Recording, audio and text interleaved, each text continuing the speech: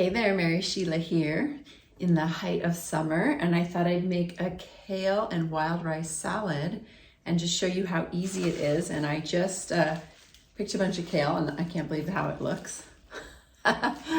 My horns or my wings. But this is some beautiful kale. It's kind of like the first harvest. Look at how gorgeous and huge that is. Woohoo! Couple different kinds, and then this is like the curly kale. Here's the dinosaur kale. Maybe it's called Tuscan kale too, I don't know. And then here's another curly kale, but this one's more purple and this one's more green. So it's fun to have a few different kinds. And so I am going to whip this up. I have already made my wild rice. I'll just show you what it looks like.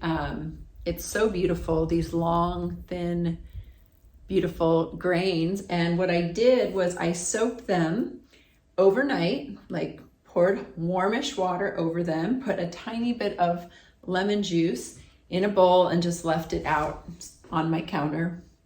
The next day I strained it, added fresh water, and cooked them. And the nice thing about wild rice, and I don't know if you know this, and if you don't, and I teach you this, you're gonna be really happy.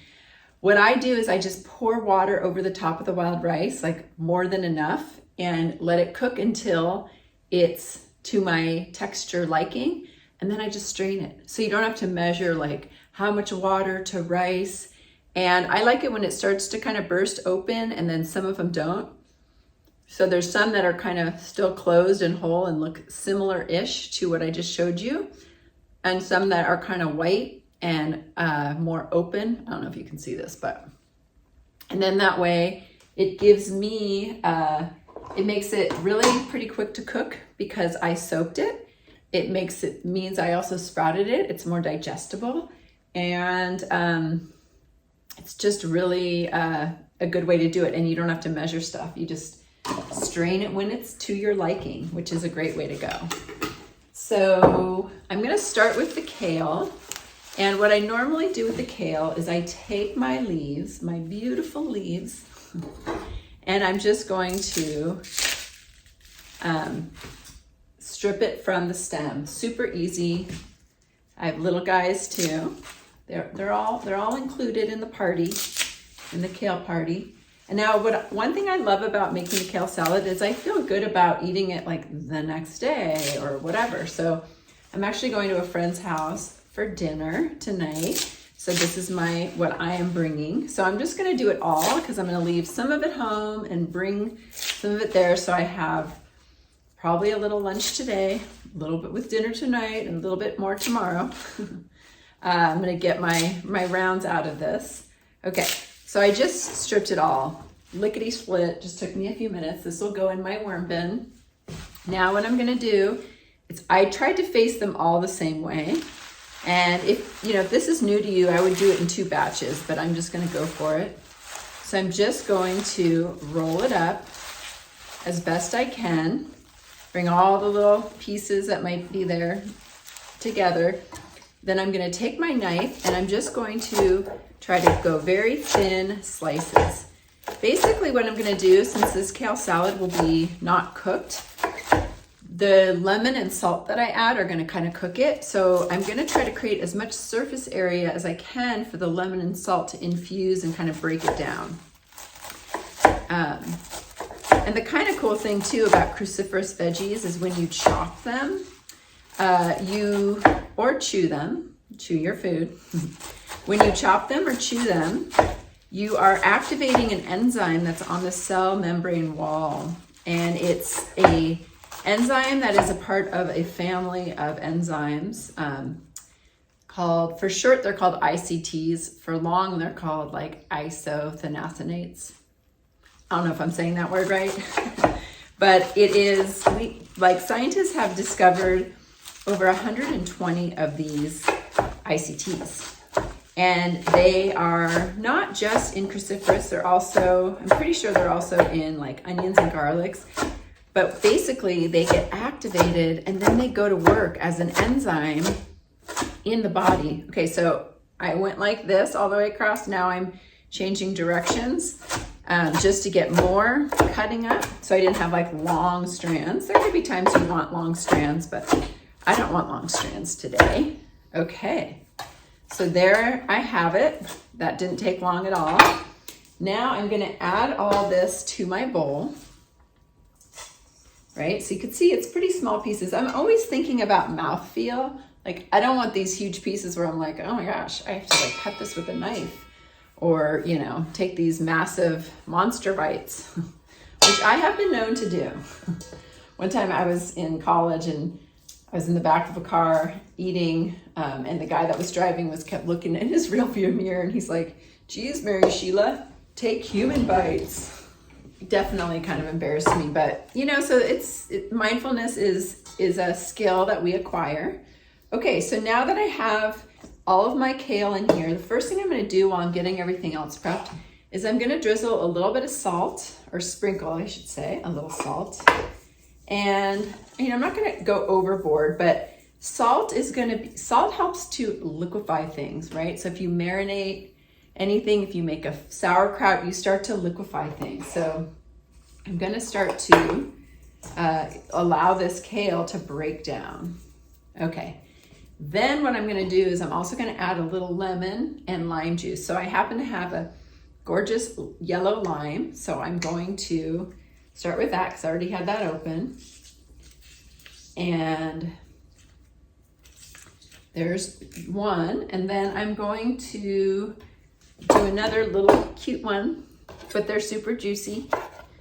And I love my lemon juicer. It seems very efficient.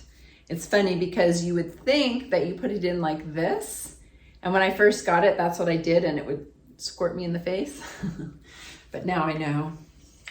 Live and learn. Okay, so I think that might be good for now. And what I'm gonna do is, I am gonna use my hands, and they are clean. And I'm just gonna first toss it. So if you're kind of like, this is what we call a massaged kale salad. If you're a little bit like, ooh, massaging it, you could just do something like this too and let it sit, because it's gonna continue to break down. I'm gonna do a little bit of massaging. A little massage of the kale with the salt and the lemon. And now I can always, look at that, I got a little twisty going on. It's circling. It's getting dizzy, making a dizzy kale salad. It will continue to break down, and what it does too when it breaks down is it'll turn like a bright green, which will be really beautiful.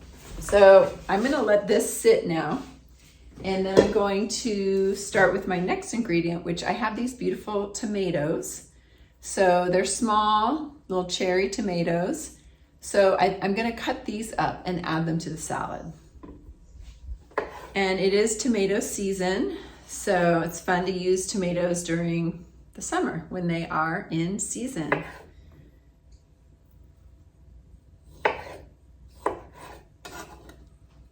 Okay, so I've got my kale salad. I'm going to add my tomatoes. So it's about maybe like a cup of cut up tomatoes. And then I'm going to add some wild rice. Now you saw how much, I have about, I don't know, 4 cups of kale. So I'm going to just get in here and probably add, I don't know, kind of, you sort of measure it out. This will give it a nice nutty taste. So probably about 2 cups of the wild rice. And then what I'm going to do is just kind of mix that up together.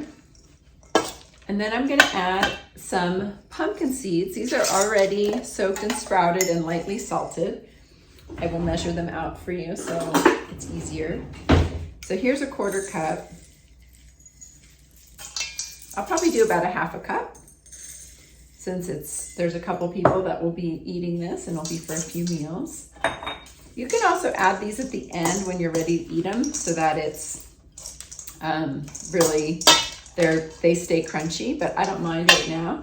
I'm also going to add a little Brazil nuts. So what I'm going to do, I'm going to take about 5 Brazil nuts, and I'm going to just get in here, and I like to kind of chop them up a little bit. They're so big and kind of meaty in my opinion. So I'm just going to give each one about 4 or 5 slices.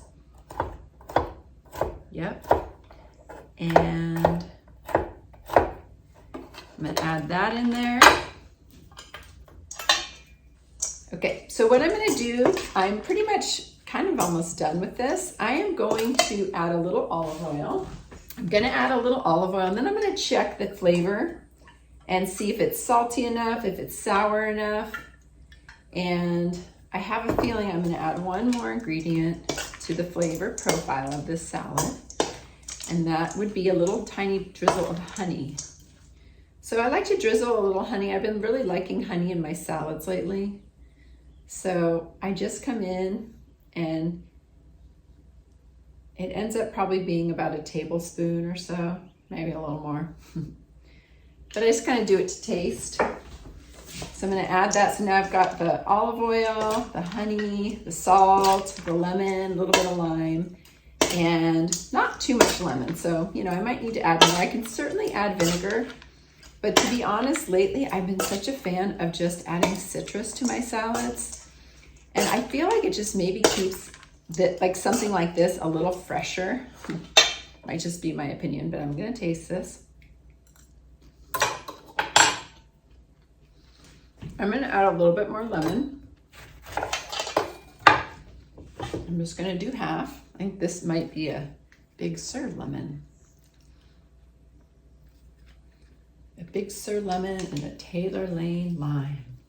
And, oh. Well, sometimes it still squirts me. That was a big one. Woo, okay. Big Sur is talking to me. Okay, now I'm just gonna go ahead and give this a little taste.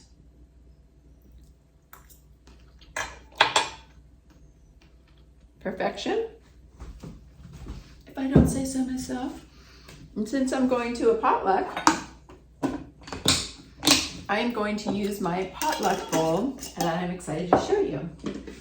This was my mother-in-law's, and it has a glass insert inside, so very exciting.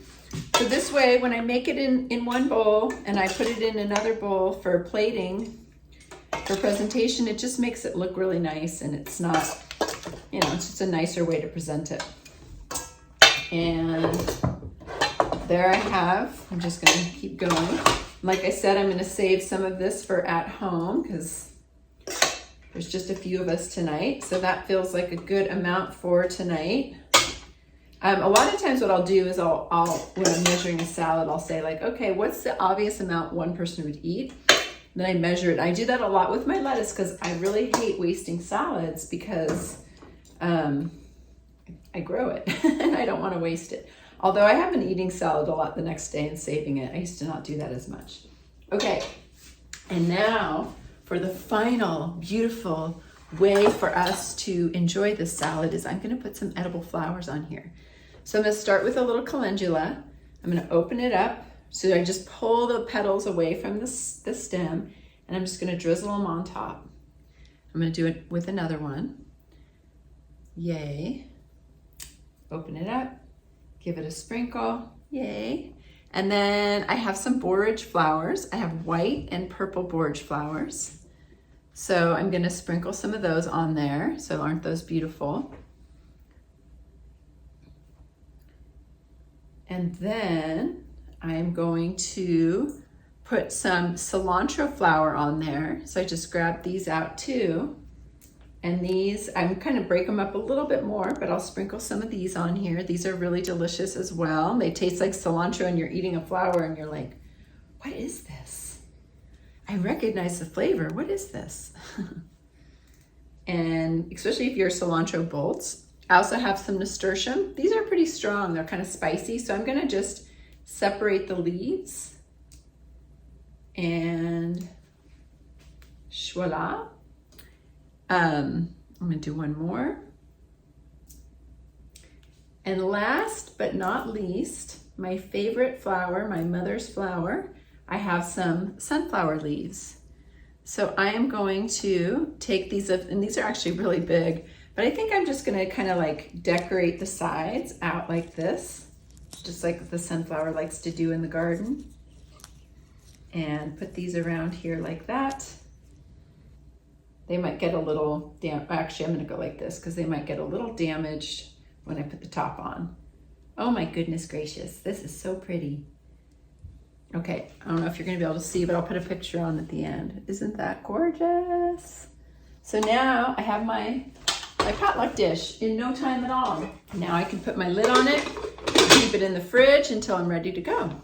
And it'll continue to break down, and I will be able to, share this tonight. I will probably throw this in there to drizzle a little extra fresh lemon into my salad tonight, because sometimes you just need to like wake things up, and citrus and acid really helps to kind of bring a little extra element. So I hope you can make a kale salad like this. And if you don't have wild rice, you can use regular rice, you can use quinoa, you can use beans. I mean, you can also not put any grain in there. So you can use anything to do it. So enjoy. Let me know if you make something like this, and I hope you have a great summer day.